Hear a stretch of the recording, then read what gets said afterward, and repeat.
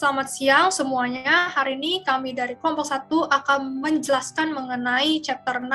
Sebelumnya, perkenalkan saya Caroline Liman. Saya Jaslyn Hudianto. Saya Sherin. Saya Nahda. Saya William. Nah, sebelum masuk ke materi, mungkin aku mau tanya dulu nih. Untuk chapter 6, kira-kira kita pelajarin tentang apa sih? Mungkin ada yang bisa jawab? Tentang financial income statement bukan sih? Nah ya, betul banget. Jadi, untuk chapter 6 ini kita bakal bahas mengenai income statement secara detailnya. Nah, lanjut aja ke bagian materinya. Jadi, aku mau tanya nih, aku penasaran, apa sih perbedaannya revenue sama gain? Ada yang bisa jelasin nggak? Oke, jadi aku mau ngasih tahu nih apa sih perbedaannya revenue sama gain.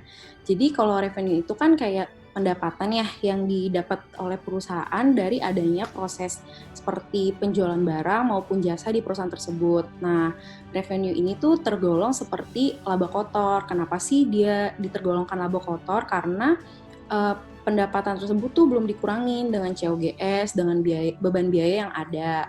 Nah, terus contohnya kayak apa sih? Misalnya nih, suatu perusahaan ini tuh menjual suatu barang dengan harga 3 juta, maka revenue yang didapat oleh perusahaan tersebut yaitu sebesar 3 juta, seperti itu. Nah, bedanya dengan gain apa sih? Nah, gain ini tuh keuntungan yang didapatkan oleh perusahaan. Gimana sih bisa dianggap suatu gain? Jadi, pendapatan yang tadi yang sudah didapatkan itu akan dikurangi nih dengan seperti beban biaya yang ada, seperti COGS, seperti biaya lain-lain. Nah, kalau misalnya pendapatan sudah dikurangi dengan beban dan memiliki hasil yang positif, maka hasil tersebut dianggap sebagai keuntungan bagi si perusahaan tersebut. Seperti itu. Begitu penjelasannya. Oh, begitu. Nah, kalau misalnya expense sama loss, bedanya apa? Nah, jadi kalau expense sama loss ini tuh kalau menurut saya ya, dia tuh dua hal yang berbeda banget nih. Kenapa sih dia berbeda banget? Karena kalau expense sendiri ini tuh kayak biaya ya, biaya beban yang harus dikeluarkan oleh si perusahaan dalam melakukan operasional. Misalnya kalau misalnya ingin membuat suatu barang, pasti dibutuhkan biaya-biaya beban seperti beban transportasi, beban angkut, yang nantinya akan digunakan untuk membuat suatu barang, seperti itu. Lalu kalau loss gimana sih? Nah, loss ini tuh adalah suatu kerugian nih, yang dialami oleh perusahaan. Nah, gimana sih bisa dianggap suatu loss? Jadi misalnya nih, revenue yang sudah didapatkan ini, nilainya itu lebih kecil daripada beban biaya yang dikeluarkan oleh perusahaannya, maka perusahaan itu tuh akan mengalami suatu kerugian seperti itu. Nah, singkatnya kalau misalnya untuk perhitungannya adalah revenue dikurangi dengan beban biaya yang ada, dengan COGS yang ada, dan biaya lain-lain, lalu hasilnya minus, maka perusahaan itu akan mengalami loss. Begitu penjelasannya. Oh, begitu. Oke, terima kasih untuk penjelasannya, Nahda.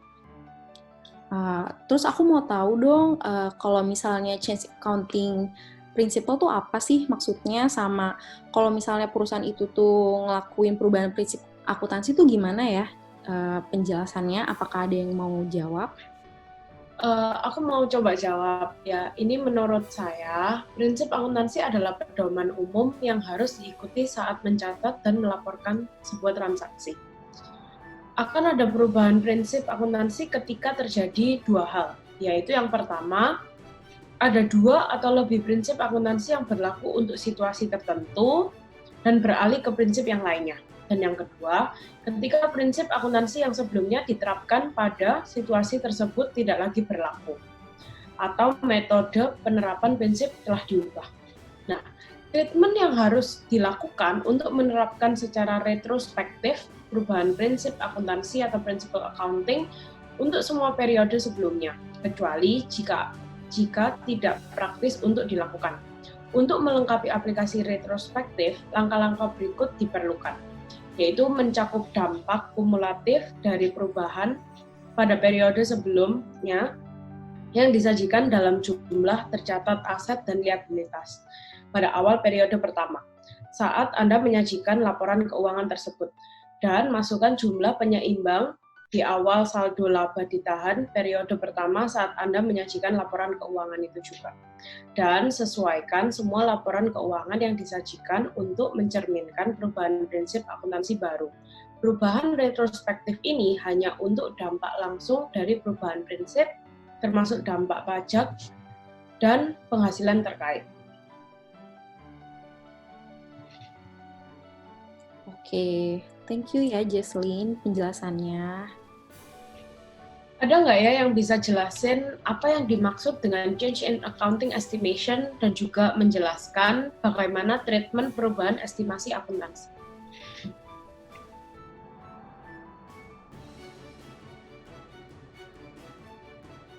Oke, aku sekarang mau jelasin change in accounting estimation. Jadi change in accounting estimation itu adalah estimasi yang terdapat di dalam financial statement, di mana perubahan-perubahan itu didasarkan pada pertimbangan profesional yang baik atas informasi yang tersedia saat adanya suatu perubahan. Nah, perubahan itu dihasilkan dari adanya konsekuensi presentasi berkala. Presentasi berkala itu apa? Jadi, estimasi itu berasal dari peristiwa masa depan, dan perkiraan tersebut harus selalu diperbaharui secara berkala.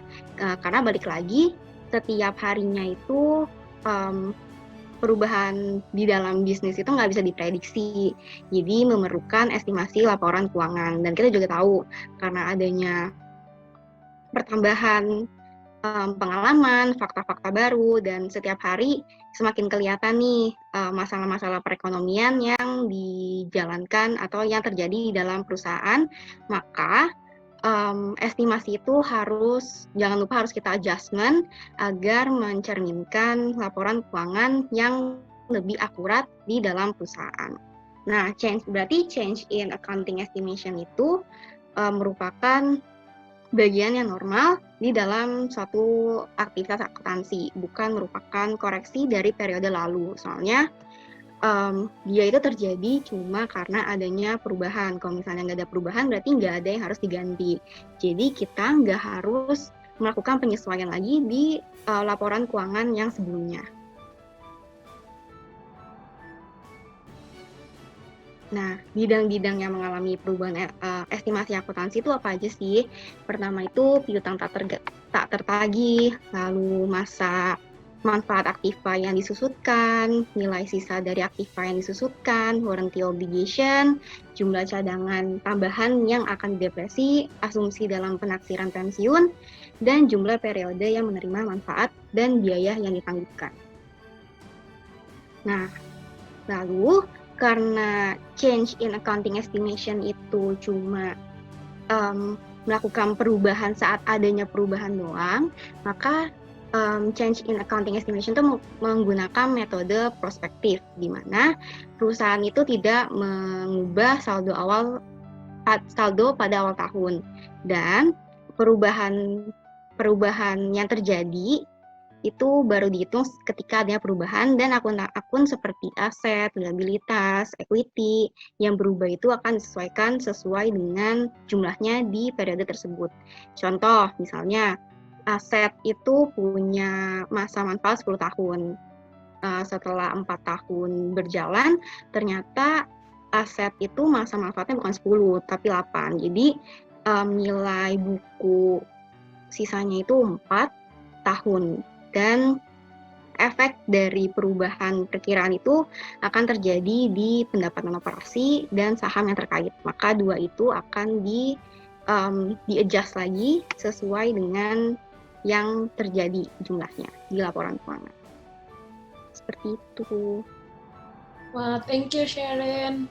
Aku jadi kayak dapat banyak ilmu. Thank you. Wah, mantep banget nih teman-teman kita ini. Oke, jadi kan aku mau nanya nih, tadi kan ada kan yang disinggung yang namanya accounting entity ya, kalau nggak salah. Bisa nggak sih kalian jelasin apa sih itu changes in reporting entity? Nah, jadi change in reporting entity itu disebabkan karena perubahan di unit laporan. Bisa karena adanya konsolidasi, perubahan pada anak perusahaan, dan perubahan jumlah perusahaan yang dikonsolidasi. Itu faktor-faktor, beberapa contoh faktor-faktor yang mempengaruhi dari perubahan entitas di pelaporan. Nah, aku mau jelasin lebih detail lagi. Perubahan-perubahannya tuh ada apa aja sih? Perubahan-perubahannya tuh bisa karena bisa di penyajian laporan keuangan konsolidasi, terus mengubah perusahaan anak tertentu yang termasuk dalam kelompok perusahaan yang dibuatkan laporan konsolidasi. Yang ketiga, mengubah perusahaan yang mencakup dalam laporan keuangan gabungan atau konsolidasi dan penggabungan usaha. Nah, change in reporting entity itu beda nih sama estimasi. Kalau estimasi tadi aku jelasin, dia itu akan diubah kalau misalnya ada perubahan. Tapi kalau misalnya di change in reporting entity itu beda. Jadi kalau misalnya dia berubah, maka dia itu harus secara urut disajikan lagi semua laporan-laporan keuangan yang terkait. Jadi seolah-olah itu laporan keuangannya itu baru. Nah, terus laporan-laporan yang udah terjadi itu bisa menjadi recast untuk mencerminkan hasil perubahan dari entitas pelaporan.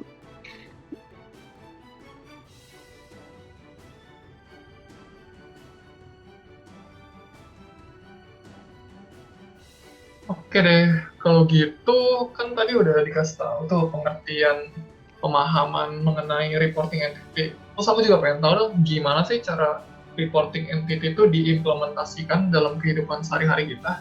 Ada yang bisa jawab nggak? Nah, aku bakal coba jawab gimana sih implementasinya berdasarkan pengertian yang tadi.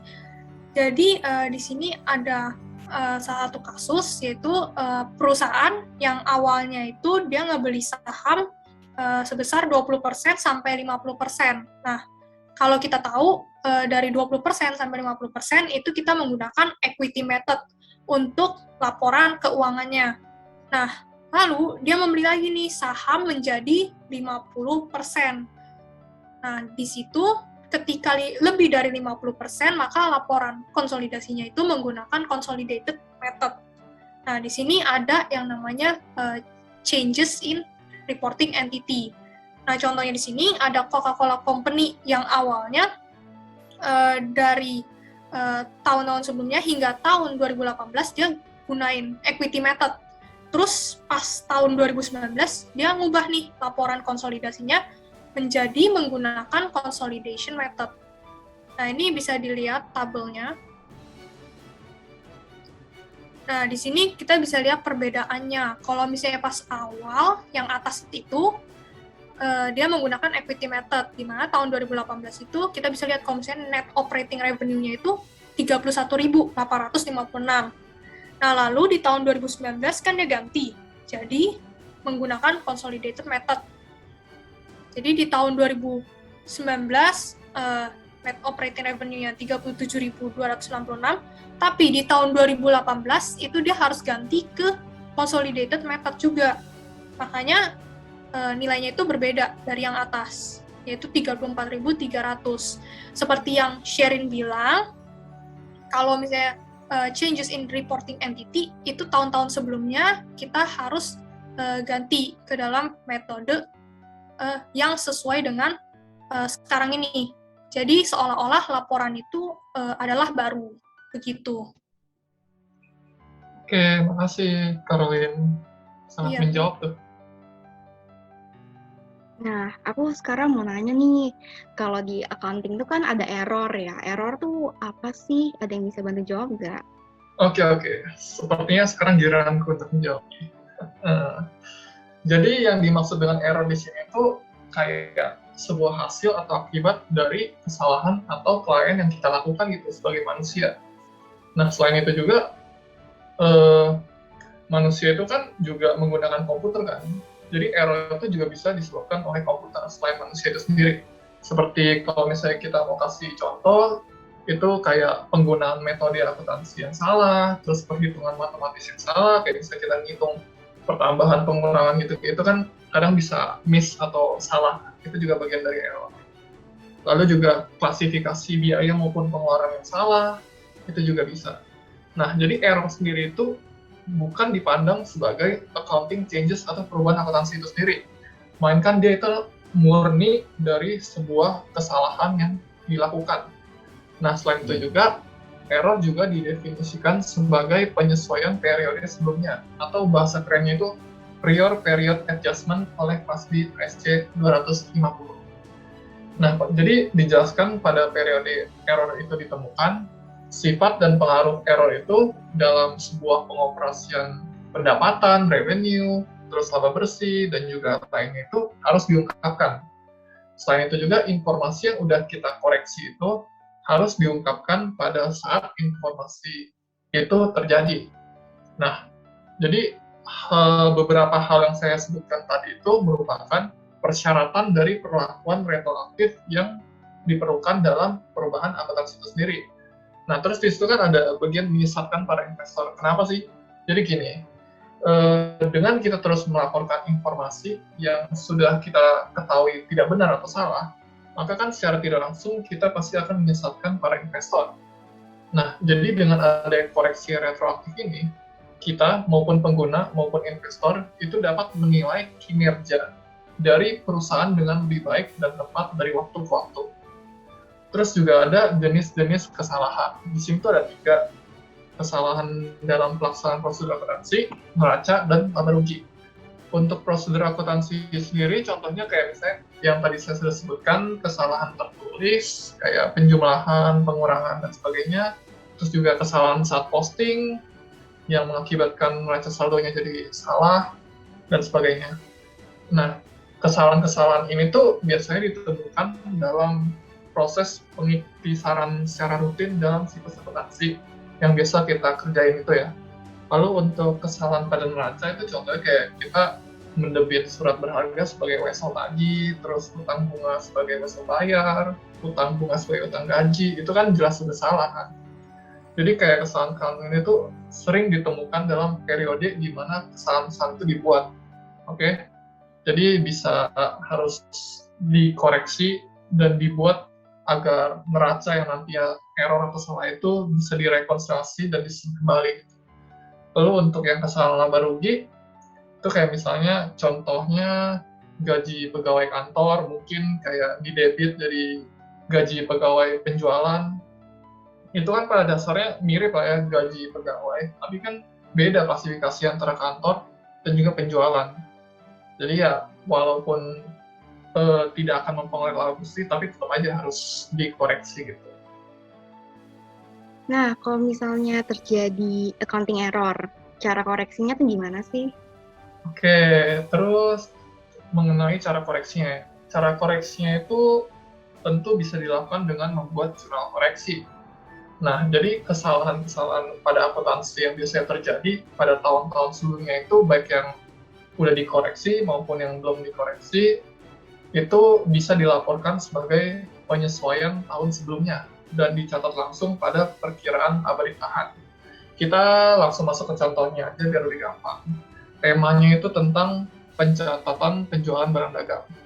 Jadi bisa kita lihat di contohnya ini, ditemukan bahwa penjualan kredit pada minggu terakhir tahun 1997 sebesar Rp1.800 tidak dicatat sampai tahun 1998. Barang yang dijual tidak termasuk dalam persediaan pada akhir tahun 1907. Nah, dari soal tersebut kita bisa melihat bahwa pengaruh pada laporan laba rugi itu yaitu pendapatan dan laba bersih itu pasti bakal rendah, serta juga neracanya itu berpengaruh pada aktiva atau aset, serta laba ditahannya itu pasti akan lebih rendah. Nah, oleh karena itu, jika terjadi kesalahan ini, maka hal yang bisa kita koreksi adalah sebagai berikut. Jadi, penjualan akan didebit dan laba ditahan dikredit sebesar Rp1.800. Kenapa demikian? Karena kita bisa lihat kan, pada tahun 1997 itu dia lupa catat, sehingga pasti laba bersihnya itu akan lebih rendah. Oleh karena itu kita harus menambah laba bersihnya, yang otomatis laba bersih itu akan bertambah di laba ditahan. Maka laba ditahan akan bertambah di kredit sebesar Rp1.800, dan juga penjualannya itu akan kita hilangkan di debit sebesar 1.800 juga. Jadi begitu. Nah, thank you ya William. Jadi aku makin tahu nih gimana error tuh kayak gimana dan melakukan koreksinya tuh kayak gimana. Oke, lanjut. Aku pengen nanya nih tentang apa sih itu diluted earning per share yang pernah kita pelajari di intermediate accounting ya kalau nggak salah. Sama bisa nggak sih kasih contoh-contohnya kita biar kita lebih paham lah ya. Ada yang bisa nggak ya? Oke, di sini aku bakal jelasin nih apa itu diluted EPS. Nah, sebelum masuk ke diluted EPS-nya sendiri, aku mau jelasin dulu EPS itu apa. Jadi EPS ini merupakan rasio keuangan yang tujuannya itu untuk mengetahui laba bersih yang kita terima dari setiap lembar sahamnya. Jadi kalau misalnya basic EPS itu perhitungannya itu ditujukan untuk saham biasa atau ordinary shares. Nah, bedanya di sini kalau misalnya diluted EPS itu dia terdiri dari instrumen yang dimana ketika perusahaan penerbit menerbitkan instrumen tersebut, maka laba per sahamnya itu bakal menurun. Nah, hal ini terjadi ketika instrumen yang diterbitkan itu memberikan hak kepada pembelinya untuk mengkonversikan instrumen tersebut ke dalam ordinary shares. Nah, ketika konversi ke saham biasa terjadi, maka saham yang akan beredar itu bakal meningkat dan menurunkan laba per sahamnya. Nah, di sini ada efek dilutif, ada 3, yaitu yang pertama call options and warrants, lalu ada return put options, dan convertible securities. Pertama, saya akan jelaskan dulu mengenai opsi dan waran. Jadi, opsi dan waran ini bisa mengalami efek dilutif dengan menggunakan treasury stock method, di mana harga pasar itu harus lebih tinggi. Jadi, metode ini tuh digunain ketika kita punya opsi atau waran, lalu kita jual di pasaran, terus kita dapat kas-nya. Nah, dari kas itu kita gunain buat ngebeli treasury shares dengan harga pasar rata-rata. Nah, di sini akan memunculkan perbedaan antara jumlah opsi atau waran yang kita terbitin sama jumlah treasury shares yang kita beli. Nah, hal itu dinamakan dengan incremental shares yang memicu efek dilutif. Nah, lalu yang kedua, ada return put options. Kalau misalnya return put options ini, dia juga bisa mengalami efek dilutif dengan menggunakan reverse treasury stock method, di mana harga pasar itu harus lebih rendah. Jadi ini kebalikannya dari yang treasury stock method. Nah, ketika muncul perbedaan antara jumlah share yang kita terbitkan dengan jumlah share yang kita terima, kalau misalnya kita put, itu akan muncul incremental shares dan memicu efek dilutif juga. Nah, lalu yang terakhir ada convertible securities, itu biasanya seperti bonds sama preferred stock. Nah, ini bisa mengalami efek dilutif juga kalau misalnya menggunakan if converted method. Nah, dengan menggunakan if converted method, pertama, kalau misalnya perusahaannya punya bond yang bisa di-convert, maka interest expense-nya itu harus di-add back ke net income-nya. Karena ketika kita convert, kita tidak akan membayar interest expense lagi ke kreditor. Nah, terus kalau misalnya perusahaannya punya preferred stock, maka preferred dividend dari preferred stock tersebut itu tidak akan dikurangkan dengan net income. Karena ketika terjadi konversi, maka preferred dividend-nya itu tidak akan dibayar. Nah, mungkin itu penjelasan mengenai diluted EPS. Bisa lanjut. Nah, ini untuk rumus diluted EPS. Jadi untuk rumusnya ada net income dikurangin sama preferred dividends, karena preferred dividends itu tidak termasuk, lalu dibagi sama weighted average numbers of shares outstanding, yaitu jumlah ordinary shares yang diterbitkan, sama ditambah dengan konversi. Bisa berupa opsi, warrants, dan other dilutive securities yang convertible. Nah, aku akan jelaskan juga contohnya. Nah, untuk contoh ini itu menggunakan if converted method. Jadi di sini ada PT ABC yang di tahun 2020 punya pendapatan bersih senilai Rp2.500.000. Nah, lalu diketahui perusahaan tersebut memiliki 1 juta saham rata-rata tertimbang yang beredar di tahun itu, atau ordinary shares. Nah, lalu selain itu, PT ABC juga mempunyai 1.000 saham preferred, konversi, dan membayar dividen 50 per lembar saham preferred-nya. Untuk saham preferred itu sendiri, bisa dijadikan saham biasa, dengan dikonversi senilai 100 per lembar sahamnya. Nah, untuk pembahasannya, diluted EPS kan laba bersih, dikurangin sama dividen saham preferred, lalu ditambah sama dividen saham preferred yang dapat dikonversi. Terus kita bagi sama rata-rata tertimbang jumlah saham beredar, ditambah sama saham biasa yang baru dikeluarkan setelah dikonversi. Jadi pertama, laba bersihnya 2.500.000, lalu dikurangin sama 50.000 dari 1.000 dikali 50, yaitu dividennya per lembar saham, terus ditambah sama 50.000, karena 1.000 saham itu bakal kita konversi, jadi harus dikeluarin preferred dividennya.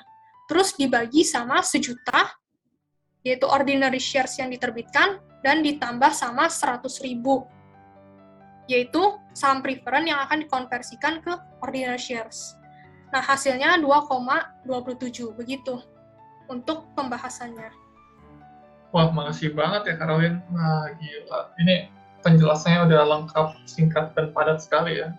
Otakku udah makin membesar ya, gara-gara penjelasan-penjelasan dari kalian. Makasih banget ya, sharing, Nada, Jesslyn, udah ngasih penjelasan-penjelasan yang begitu luar biasa dan juga spektakuler ini. Terima kasih banget.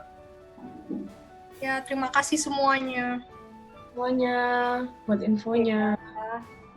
Thank you semua. Terima kasih, sampai jumpa kembali teman-teman.